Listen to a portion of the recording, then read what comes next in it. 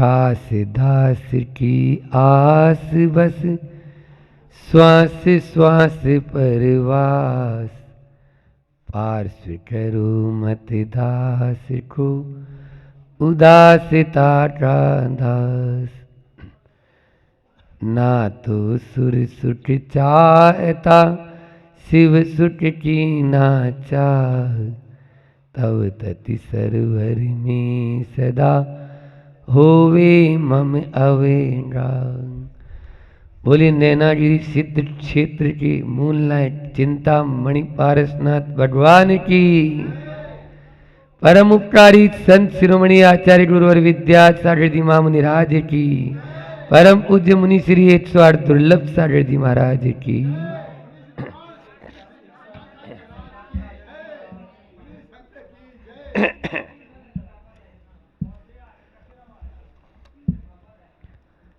एक राजा अपने विजय अभियान के लिए निकला और वह विजय करते करते करते एक देश से दूसरे देश की ओर बढ़ा।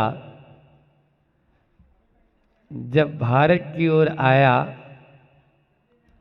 तो एक संत उसे मिले और संत की मुलाकात हुई तो वह राजा उनके चरणों में नतमस्तक होकर बैठ गया। संत ने उनसे पूछा, आप कहाँ से आ रहे हैं? इन देशों को जीत कर आ रहा हूँ। आगे क्या प्रोग्राम है? अब हिंदुस्तान को जीतूंगा, हिंदुस्तान के बाद तुर्किस्तान को जीतूंगा, तुर्किस्तान के बाद अरबिस्तान को जीतूंगा, अरबिस्तान के बाद। संत कैसे पूछने पर उन्होंने जवाब दिया, यूनान में आराम से रहूंगा, यूनान में आराम से रहूंगा। संत ने कहा, आराम से ही रहना है तो ये इतनी मशक्कत करने की जरूरत क्या है?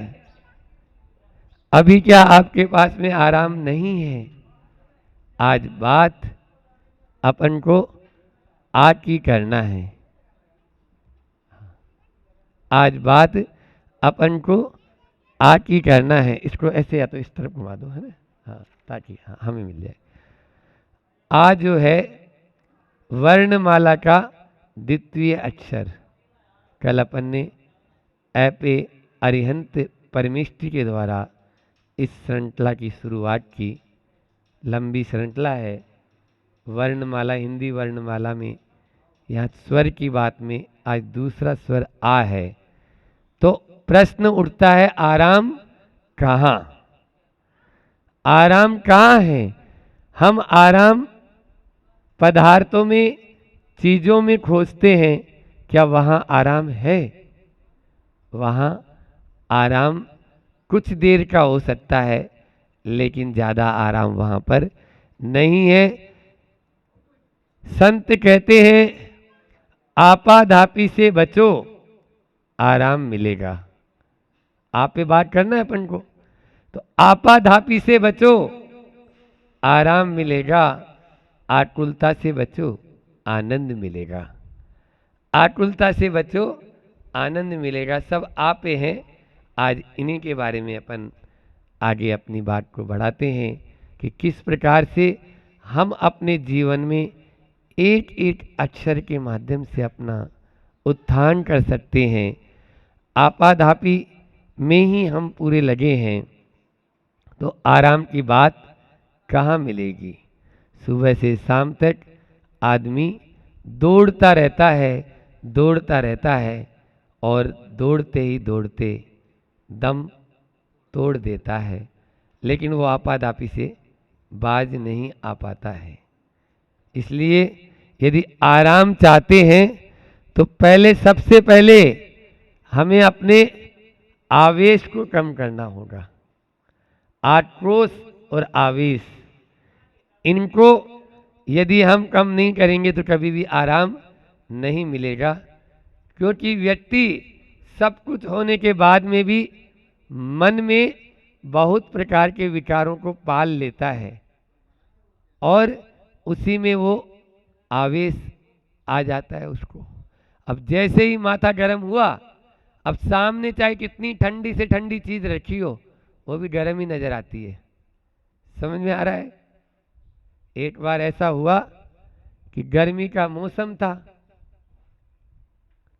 गर्मी का मौसम था, और सेठ जी ने कहा रामू पानी लेकर आओ, रामू पानी लाओ।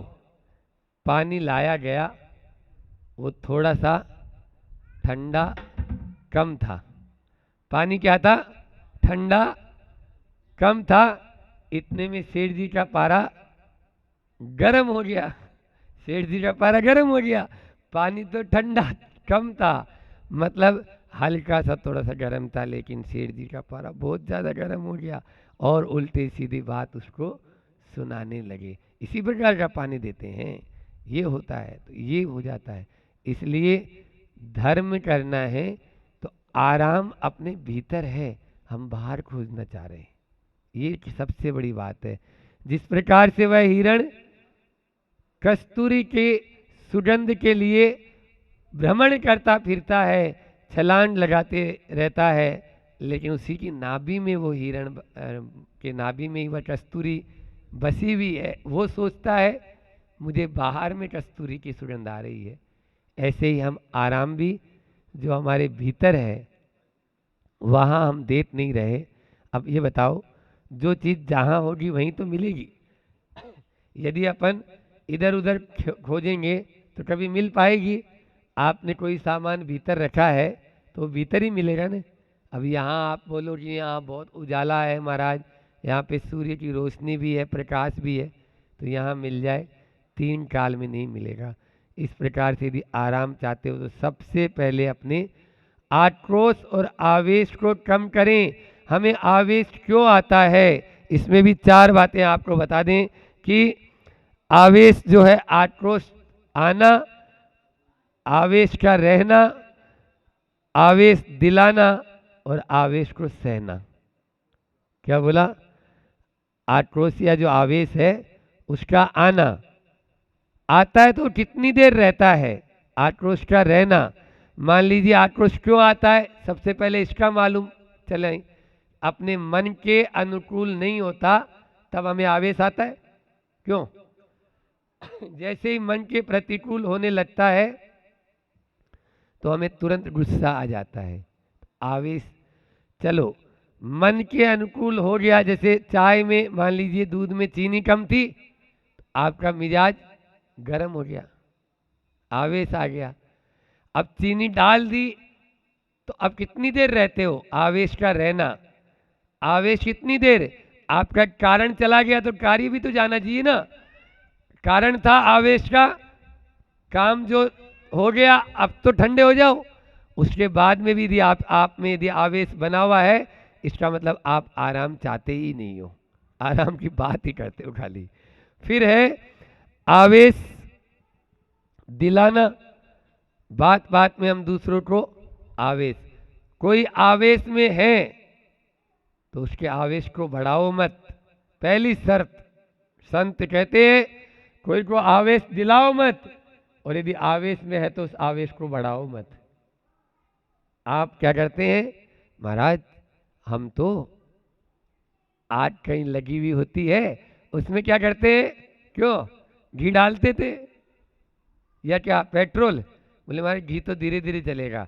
अच्छा पेट्रोल, आग लगी है तो फायर ब्रिगेड को बुलाओ, है ना, और दमकल को बुला के आग को बुझाओ। अपन क्षमा और शांति का वहाँ पर पानी डालेंगे, तभी वह सामने वाला जो आवेश और आक्रोश में है तो शांत हो जाएगा। उसके बाद में आवेश का दिलाना हो गया और आवेश का सहना, ये सबसे उत्कृष्ट माना गया है। यदि मान लीजिए कोई आपको आवेश दिलाता है बार बार या आपको उत्तेजित करने की कोशिश करता है, आप सहते चले जाओ। यहाँ नैनागिरी में पारसनाथ भगवान के आज ही हम लोग बड़ी गुफा, छोटी गुफा और कौन कौन सी गुफाएं दिखा दी आज हमें, मुन्ना भैया ने वहाँ पर हाथी, वो इतना बड़ा हाथी वज्रघोष हाथी दूसरे भाव का बताते हैं कि दूसरे भाव में भी पारसनाथ का जीव इसी नैनागिरी में जन्म लिया था।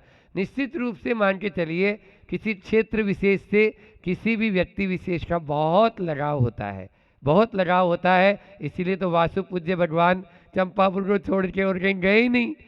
चंपापुर में ही पांचों, गर्भ भी वहीं, जन्म भी वहीं, तप भी वहीं, ज्ञान भी वहीं और मोक्ष भी वहीं से हो गया।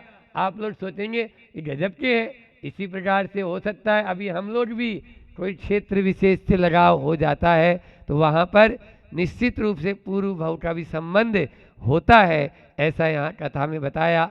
आज हमें प्रातःकाल कि वो दलदल में फंस गया था, कमट का जीव आकर सर्प का जो रूप था वहाँ पर उसको ढस लेता है। ऐसे और फिर समोसरण तो आया ही, समोसरण श्री पार्श्व जिनन रेशन दी गिरी नैनानंद। आप लोग पढ़ते हो नहीं पढ़ते हो? आप लोग नैनागिरी में रहकर भी आज जहाँ जहाँ इतिहास का अवलोकन करके हम दोनों आए हैं, आप लोग नहीं गए होंगे। इतने यात्री आते हैं। मैं तो कहना चाहूँगा आप लोगों से भी कि अपन को इन सब बातों का भी तो वह 10 भव तक आवेश को सहते रहे, सहते रहे, सहते रहे, तब जाकर वे भगवान पारसनाथ बने। और आज विश्व में सबसे ज़्यादा भगवान पारसनाथ की प्रतिमाएं पूजी जाती है, सबसे ज़्यादा। आप नैनागिरी में देख लो, एक बीच में चंदा प्रभु जी है, उसके आजू बाजू में चार पारसनाथ बैठे हुए हैं। एक वेदी में पूरे ही पारसनाथ, एक में क्या कई वेदियों में। उधर समोसरण में जाओ तो पारसनाथ ही पारसनाथ, क्यों नहीं होंगे? पारसनाथ ने वह काम किया है। रिगार्ड उसी को मिलता है जो रिकॉर्ड बनाता है। क्या बोला?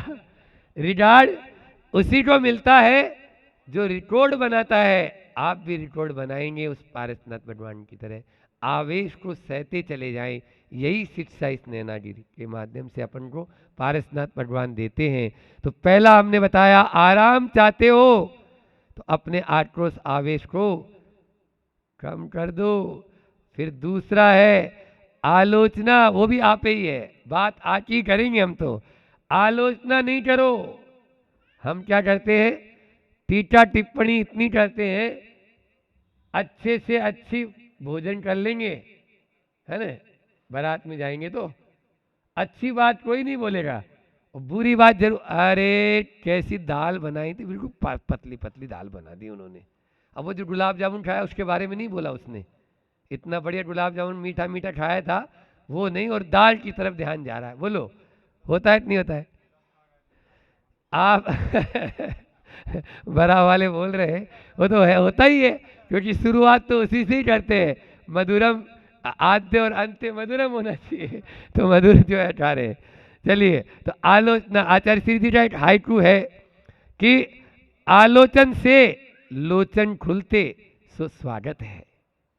कितना अच्छा हाइकू देखो। कोई आलोचना कर रहा है अपनी, आलोचना अपन को नहीं करना है, लेकिन कोई आलोचना अपनी आलोचना कर रहा है तो उससे अपने लोचन यानी आंखें खुलती है। और इसलिए दूसरे के द्वारा की गई आलोचना स्वागत योग्य है, लेकिन हम किसी की भी आलोचना कभी भी न करें, यह हमारा भाव होना चाहिए। फिर इसी में आराम चाहते हो तो आरोप से बचो, आरोप मत लगाओ। हर चीज में हम दूसरों पर आरोप थोप देते हैं। एक अपन 12 भावना पढ़ते हैं ना मंगत राय जी की, अपनी करनी आप दरे सिर औरन के, अपनी करनी आप करे और सिर औरन के धरता। अच्छा होए तो मैंने किया और बुरा होया तो वो देखो, वो दादाजी बैठे ना, उन्होंने किया था, ये चटाई सही नहीं बिछाई, इसीलिए देखो कैसी टेढ़ी मेढ़ी बिछा दी थी। ये नहीं देख रहा है उन्होंने इतनी गर्मी में आके और पूरी व्यवस्था बनाई। तो इसलिए आरोप न करें, आरोप न लगाएं, यही हमारा भाव होना चाहिए, तभी हम आराम से रह पाएंगे। और अंतिम इसमें आकांक्षा मत रखो। आकांक्षा रखोगे तो कभी भी चैन से नहीं बैठ पाओगे। मनोनुकूल कभी भी नहीं होता है। आप जितना चाहो, जब चाहो, जैसा चाहो, क्या किसी को मिला? ये भी हाई टू आचार्य श्री जी का ही है। बोलो, कोई संसार में कोई अभी अभी वर्तमान में कल्प वृक्ष तो है नहीं जो जाके खड़े हो गए हाँ हमने ऐसा चाहा था। अरे अभी तो प्रतिकूल ही ज्यादा मिलेगा। हाँ, गरम गरम हवा चल रही है अभी, अब कहाँ महाराज जी ने लाके बैठा दिया यहाँ। तो आकांक्षा, आप जहाँ पर आकांक्षा रखेंगे वहीं उपेक्षा जरूर होगी। इसलिए अपना भी सगा बेटा है, जन्म आपने दे दिया, बस इतना ही कर्तव्य आपका था, पाल पोष के बड़ा कर दिया और ब्याह कर दिया, उसका शादी कर दी, यहाँ तक की जिम्मेदारी आपकी है। अब आप सोचो ये बुढ़ापे का मेरा सहारा बने, ये ऐसा करे वैसा करे, हाँ, और ये अब छोटा है तो इतना प्रतिशत नंबर लेके आए। कई बार होता है आकांक्षा रखते हैं तो उपेक्षा ही हाथ लगती है। इसलिए जीवन में कभी भी आवेश में मत आओ, आलोचना मत करो, आरोप प्रत्यारोप की भाषा न बोलो और आकांक्षा भी मत रखो, तब ही हम आकुलता से दूर रहेंगे और हमारे भीतर में आनंद आ जाएगा, आनंद आ जाएगा। एक उदाहरण याद आ रहा है कि किस प्रकार से देखो, पहले प्राचीन समय के जो लोग होते थे वे गुरु की आज्ञा के माध्यम से अपने उनके वचनों को रखते थे और उसमें वो इन सब बातों को सहन करते थे, तो निश्चित रूप से आराम से रहते थे। आप लोगों ने नाम सुना होगा मोतीलाल जी वर्णी, है ना, उनके गुरु का नाम था दीपचंद जी वर्णी। मोतीलाल जी वर्णी थोड़े गुस्सेल स्वभाव के थे, लेकिन उन्होंने अपने गुरु से कहा कि मैं शिखर जी की यात्रा करने के लिए जाना चाहता हूँ। तो उनके गुरु ने कहा शिखर जी की यात्रा, ठीक है चले जाओ, लेकिन मेरी कुछ रत्न साथ में लेके जाओ। ठीक है, उन्होंने रत्न दिए और रख लिए। अब एक दिन पहले तो पैदल ही यात्राएं होती थी, अब वो वर्णी जी चले और शिखर जी की यात्रा के लिए, और वहाँ पहुँचे एक स्थान पर, शाम को विश्राम करना था, एक चबूतरा था बाहर में ओटा, और उस पर बैठ गए। अब जो अंदर था वो मुनि महाराज या जो त्यागी व्रती हैं उनसे थोड़ा चिढ़ते थे। जैसे रामचंद्र जी का पद्म पुराण में उदाहरण आता है कपिल ब्राह्मण का, तो कपिल ब्राह्मण के यहाँ रामचंद्र जी पहुँचे थे, तो उसे ब्राह्मणी ने पानी पिला दिया। अब वो ब्राह्मण बोलता है कि मेरा पूरा का पूरा ये यज्ञ की भूमि अशुद्ध कर दी तुमने। लक्ष्मण और राम और सीता के ऊपर खूब चिल्लाते हैं वो। इसी प्रकार से वह भी आक्रोश में आया भीतर से वह, और उन वर्णी जी पर खूब गाली गलोच ये वो करने लगा। इधर वो जो वर्णी जी थे वो बिल्कुल शांति से बैठे थे। तभी कोई परिचित उधर से जैन समाज के कोई गुजरे, उन्होंने देखा तो वो वर्णी जी कुछ खोज रहे थे। क्या कर रहे थे? कुछ खोज रहे थे। तो उन्होंने पूछा वर्णी जी क्या खोज रहे हो? बोले मेरे गुरु ने कुछ रत्न दिए थे, उन्हीं को खोज रहा हूँ। रत्न? आपके आप तो कोई पैसा टका साथ में रखते नहीं हो, पैदल विहार करते हो, फिर रत्न काय के दिए थे? नहीं, उन्होंने ये वाले रत्न नहीं दिए थे। उन्होंने बोला था बेटा कोई आपसे कितना भी कुछ भी गाली गलौज दे, कुछ भी आपको क्रोध करे, आपको जवाब नहीं देना हूँ, बस उसी समता को बनाए हुए हूँ और वही यहाँ पर नीचे देख के मैं खोज रहा हूँ। ऐसी समता हमारे भीतर भी, ऐसी सहनशीलता, ऐसी सहजता, ऐसी सजगता जब हमारे भीतर आ जाएगी तो निश्चित रूप से आनंद और आराम से रहने में कोई दिक्कत नहीं। तो आज की पूरी चर्चा का सार यही है। आ के ऊपर बात करनी थी, कल ऐ पे किया था, आज आ पे। आपाधापी से बचो आराम मिलेगा, आकुलता से बचो आनंद मिलेगा, आनंद मिलेगा। इतना ही रखते हैं। बोलिए अहिंसा परमो धर्म की। तीसरी बात, अभी मैं आ रहा था उधर से तो देखा, वो मुझे अच्छा नहीं लगा तो वो भी मैंने ऐड कर लिया कि दूसरे करें तो ठीक है, लेकिन जैन किसान भी बिजली को लंगर डाले अपने खेत में मोटर चला रहे हैं। बताओ ये चोरी चोरी नहीं है क्या? ये चोरी नहीं हो रही है? आपने लंगर डाला और वो जो है वो सरकार की बिजली की चोरी करे, वो चोरी है बंधुओं। आप जैन किसान हो तो जैन किसान ऐसा थोड़ी होता है कि आपको छूट मिल गई उस प्रकार की कृषि करने की। ये भी एक प्रकार से नैतिकता को आप क्या कर रहे हो? खंडित करते जा रहे हो। चौथी बात, मैंने देखा क्या आपके सबके घरों में नौकर हैं, आपके सबके घरों में लगभग लगभग नौकर है, क्योंकि जैन समाज बड़ा समृद्ध समाज है। अब आप, और जरूरी नहीं जैन समाज, बहुत से लोगों के यहाँ नौकर रहते हैं, लेकिन आप विचार करो कि नौकर को आप जिस प्रकार से आप काम उनसे करा रहे हो, जिस प्रकार से उन पर वर्डन दे रहे हो, जितनी रात तक उनसे काम करा, क्या वो नैतिकता है? बताओ, क्या वो नैतिकता है? नहीं है।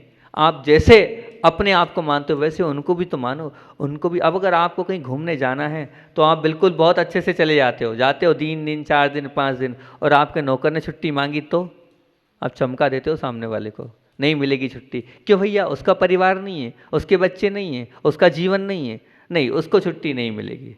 आप घूमने जा सकते हो, वो नहीं घूमने जा सकता, ऐसा क्यों?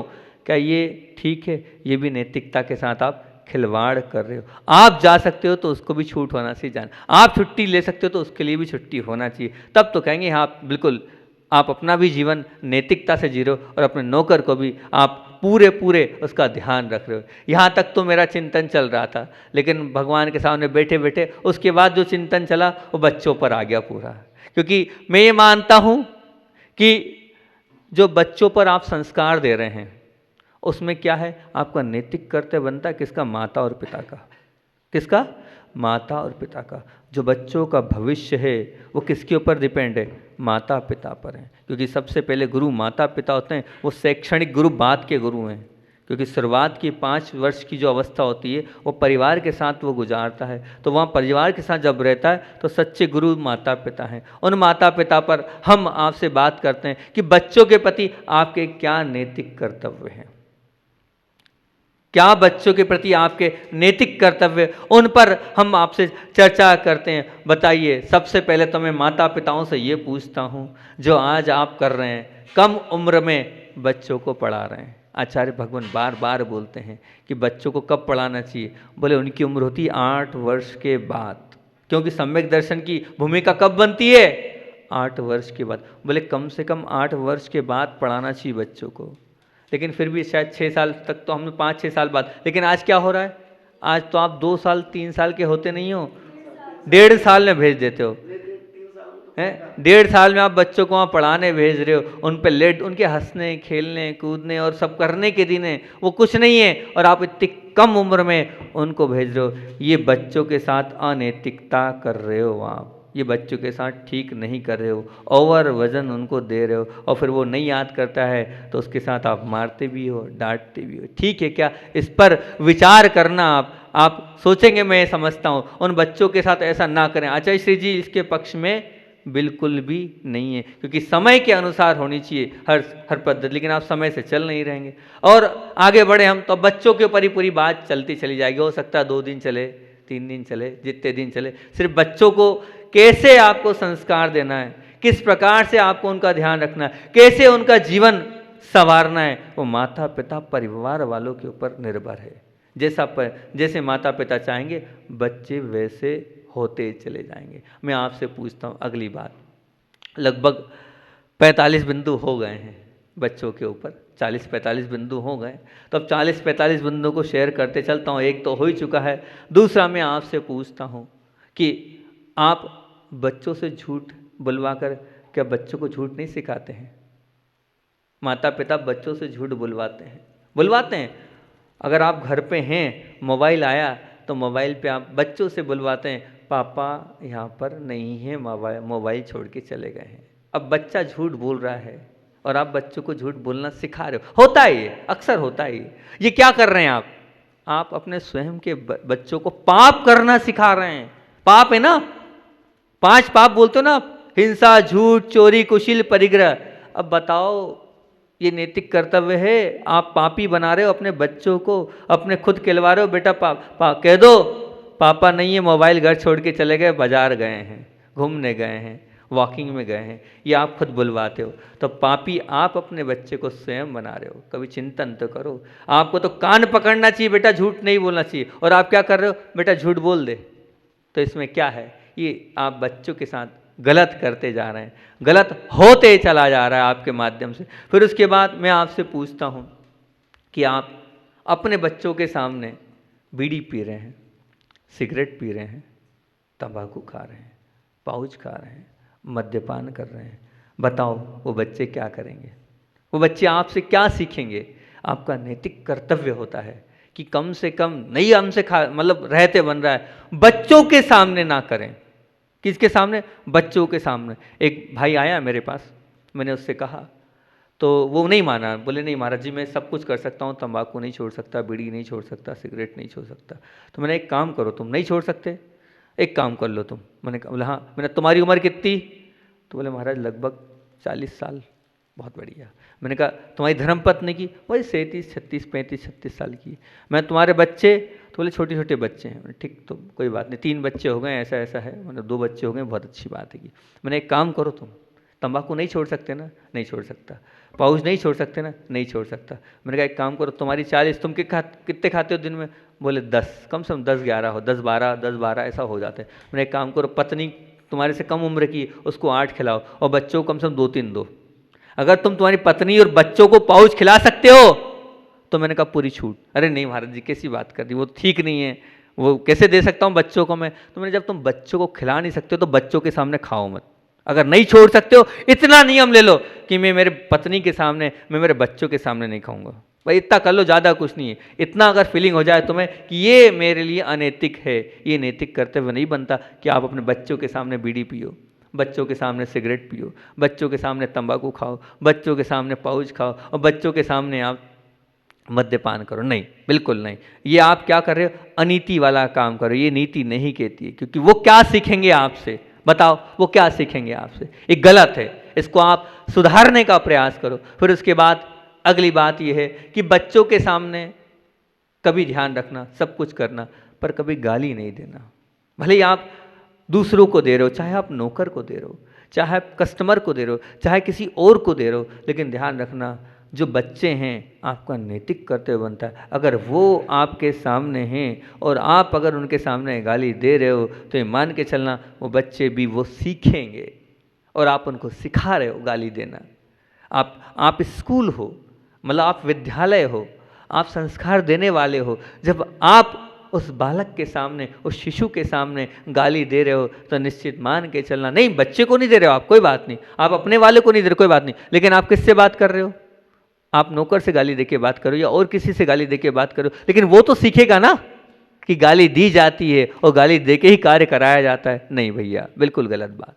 गाली देके कार्य कराना बिल्कुल ठीक नहीं है। इससे आप अपने बच्चों के अंदर वो गाली के संस्कार डालते चले जा रहे हो। बच्चों के सामने तो बहुत सोच समझ के अपने शब्दों का प्रयोग होना चाहिए, जिससे वो वही सीखते हैं जो आप करते हैं, वो वही सीखते हैं जो आप करते हैं। हमारे घर में हमारे माता पिता धर्मात्मा थे, पिताजी अभिषेक पूजन करते थे तो हमने वो सीखा, क्योंकि वो अभिषेक पूजन करते हैं, उसी में भला होना होगा, तभी अब अभिषेक पूजन करना चाहिए, तो हमने भी अभिषेक पूजन किया। क्योंकि परंपरा तो वही होती है जो हम हमारे बड़े करते हैं, हम वैसा करते हैं। तो अब बस आप गाली दे रहे हो तो उसको गाली भी आप सिखा रहे हो, गाली भी आप बता रहे हो।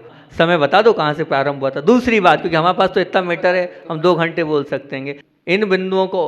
और दूसरी बात एक और ले लेते हैं। जब दूसरी बात क्या है, बहुत काम की बात है, वो सुनना। वो आज हर घर में हो रहा है, वो आज हर घर में हो रहा है। क्या हो रहा है?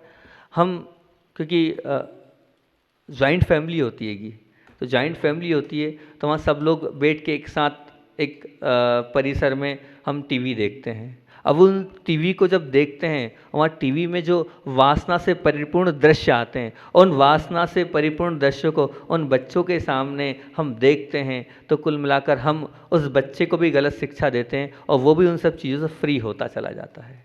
वो भी आपकी विनय और लाज समाप्त कर देता है। तो वो जो लाज बचिएगी, जो शर्म बचिएगी, वो शर्म और लाज आप स्वयं समाप्त कर रहे हैं। वो दृश्य जो नहीं देखने योग्य, वो दृश्य वहाँ देखते हैं आप उन छोटे छोटे बच्चों के सामने, तो बताओ वो क्या सीखेंगे? उनको आप क्या मैसेज दे रहे हो?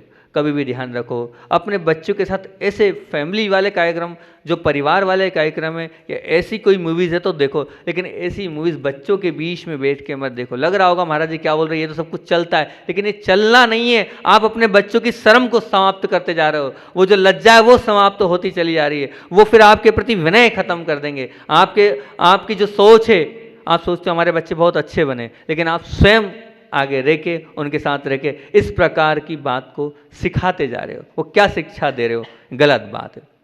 दूसरी ओर आपके सामने बात बोल रहा हूँ कि अंतिम बात बोल रहा हूँ, क्योंकि समय अपनेंगे, है ना। अंतिम बात ये बोल रहा हूँ, मुझे भी हाल में आ रहा था, गिरारजी में था, तो गिरारजी में मंडी बामोरा से एक फैमिली, एक परिवार दर्शन करने आया। उनके साथ उनकी जो बहन थी जो विदिशा में रहती है वो भी आई। जब वो आए तो बोले वो कहाँ आए थे, बोले शादी में आए हम। कहाँ आए, बोले शादी में आए, विवाह में आए थे, वहाँ पर विवाह होगा टिकमगढ़ में, तो वो दर्शन करने हमारे आए। जब उनकी जो बालिका थी लगभग 13-14 वर्ष की वो बालिका होगी, लेकिन वो बालिका ऐसे कपड़े पहनी थी, वो जो बालिका है वो ऐसे कपड़े पहनी थी जिससे तन ढकता नहीं था, तन दिखता था, जिससे तन ढकता नहीं था, तन दिखता था। अब बताओ आप स्वयं ऐसे कपड़े पहन रहे हो। तब मैंने उनसे पूछा, उनकी श्रीमती से, तो वो बोलते हैं कि आजकल कपड़े मिलते ही नहीं हैं और फैशन है। क्या बात है, फैशन है तो फैशन के चक्कर में आप अपने बच्चों को ऐसे कपड़े पहना रहे हो जिसमें लाज नाम की चीज़ नहीं, शर्म नाम की चीज़ नहीं। ऐसे कपड़े आप पहनाकर अपने बच्चों को स्वयं आगे रह के बिगाड़ रहे हो, ये क्या है। जब मैंने उनके श्रीमान से बात करी, मैंने कहा ऐसा क्यों हो रहा है, तो बोले महाराज जी मैं क्या करूं, ये मानने को तैयार नहीं है, मतलब धर्मपत्नी मानने को तैयार नहीं। बोले जमाने के हिसाब से चलो, जैसा जमाना कहता है वैसा करो। नहीं, अगर आप जमाने के हिसाब से चलोगे तो बच्चों को संस्कार नहीं दे पाओगे। नहीं, जमाने के हिसाब से नहीं, आप तो जो पूर्व जो करते आए वैसा करोगे तो आपके बच्चे संस्कारित होंगे। फिर वो कल को गलत कदम उठाए तो बोलना मत कि बच्चों ने गलत क्या किया। आप स्वयं गलत करवा रहे हो, इसलिए बच्चे गलत होते जा रहे हैं। अपनी बात यहीं तक रखते हैं, इतनी बात करके अपन यहाँ पे विराम देते हैं। बोलिए आचार्य भगवान विद्यासागर जी महामुनि राज की सिद्ध चक्र महामंडल विधान का ये मंगलाचरण है, और मंगलाचरण करते हैं ध्वजारोहण से। तो ध्वजा क्या कहती है, ध्वज का फहराना और उसका लहराना अपने आप में मांगलिक और परम पवित्र माना गया है। ध्वज वहाँ फहराई जाती है जहाँ जीत होती है। ध्वज कहाँ फहराई जाती है, जहाँ जीत होती है। जीत की प्रतिकृति के रूप में ध्वजा फहराई जाती है। आप जब आपका देश आज़ाद हुआ था तो आपने क्या करा था, वहाँ पर ध्वजा फहराई थी। तो आज की ध्वजा हम जो फहरा रहे हैं, अपने कर्मों पर विजय की शुरुआत करने के लिए हम आज ध्वजा फहरा रहे हैं। और विजय और मंगल की ये प्रतीक ध्वजा है, ये तो है ही। तो बम्बई वाले योग संयोग से आई गए हैं, वो उनके जीवन में मंगल भी हो और उनके जीवन में विजय भी हो, ऐसी भावना से वो आज आए हैं। और ये सिद्धों की जो आराधना यहाँ पर लगातार 7 दिन 5-6 दिन तक चलेगी, उस महान पुण्य के अनुष्ठान में वे ध्वजारोहण करेंगे। मैं तो एक बात बोलता हूँ कि जीवन की जो ध्वजा है, इस ध्वजा की तरह मंगल स्वरूप कल्याणमयी अगर अपनी ध्वजा को उठाना है, अगर आपको लगता है कि हमारा कोई कार्य नहीं हो रहा है, हमारा काम रुक रहा है, हमारे कोई कार्य में बाधा आ रही है, तो बाधा आ रही है तो ऐसे सिद्ध चक्र महामंडल विधान की कार्यक्रमों की आप ध्वजारोहण करोगे तो निश्चित तौर से वो आपके व्यवहारिक कार्य बनते चले जाएंगे। ऐसे मांगलिक कार्य का ध्वजारोहण आज होने जा रहा है। प्रतिदिन अपन एक श्रृंखला जो चालू करी हैगी कि जहाँ जाते हैं उस नाम का विश्लेषण करते हैं। और यहाँ नैनागिरी आए हैं, तो नैनागिरी पे कल आपको हमने बताया था, चारों शब्दों की व्याख्या कर दी थी कि नैनागिरी क्या कह रहा है। पहला जो नय है वो कह रहा है नैतिकता का मूल्यांकन करो, नैतिकता का मूल्यांकन करो कि आप कितने अपने जीवन में नैतिक जीवन को जी रहे हो। और दूसरा ना कह रहा था नाम के पीछे नहीं, आत्मा राम के पीछे भागो। और गी से हमने कहा था गिला शिकवा छोड़ो और सबको एक हो जाओ। और चौथा बोला था री पर, रियल जीवन जियो, रियल जीवन जियो। तो ये 4 बातें नैनागिरी पे हमने बोली थी। नैतिकता का मूल्यांकन करो, नाम के पीछे नहीं आत्मा राम के पीछे भागो, गिला शिकवा दूर करो और रियल जीवन जियो। अब उसमें जो कल चिंतन हमारा था वो काय पे था, नैतिकता का मूल्य। क्योंकि क्या था, अभी तक तो एक गांव में जाते थे 1 दिन मिलता था, अब तो 5 तारीख तक का तो बाउंडिंग है अरुण भैया, तो 5 दिन तक इसको चला सकते हैं, कोई बाधा नहीं, अब जितने दिन चले। तो कल हमने नैतिकता के ऊपर बात करते हुए 10 बिंदु आपके सामने अलग अलग रखे थे। व्यापार के ऊपर रखा था कि हम व्यापार में कितने नैतिकता का पालन कर रहे हैं, रात्रि भोजन पे रखा था, नौकरों के ऊपर रखा था, फिर कहानी हमारी बच्चों पे चालू हो गई थी। तो बच्चों पर चालू हुई थी कि माता पिता का बच्चों के प्रति क्या नैतिक कर्तव्य है, वो नैतिकता का मूल्यांकन करो।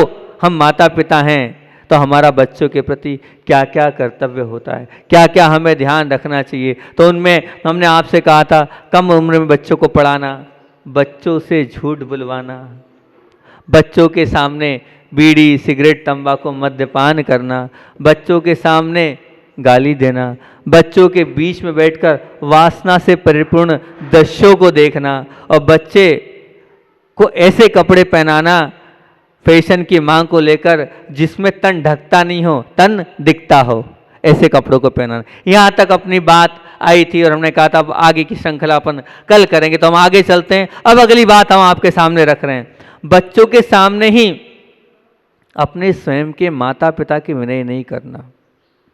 आप अपने बच्चों के सामने अपने स्वयं के माता पिता की अभिनय कर रहे हो, तो बताओ आप क्या सिखा रहे हो उनको, आप क्या समझा रहे हो उनको, क्या शिक्षा दे रहे हो उनको। आप अगर अपने माता पिता की विनय नहीं करोगे तो ध्यान रखना आपकी विनय भी वो नहीं करेंगे। मुझे एक पुरानी बात याद आ रही जो मेरे आंखों देखिएगी। एक परिवार था, उस परिवार में दादा दादी थी और एक उनकी थोड़ी सी डिस्टर्ब सी बुआ थी, बुआ जी थी, शादी नहीं हुई, डिस्टर्ब सी थी वो। तो उन बच्चों ने और ना उन बच्चों के माता पिता ने उनकी विनय करी।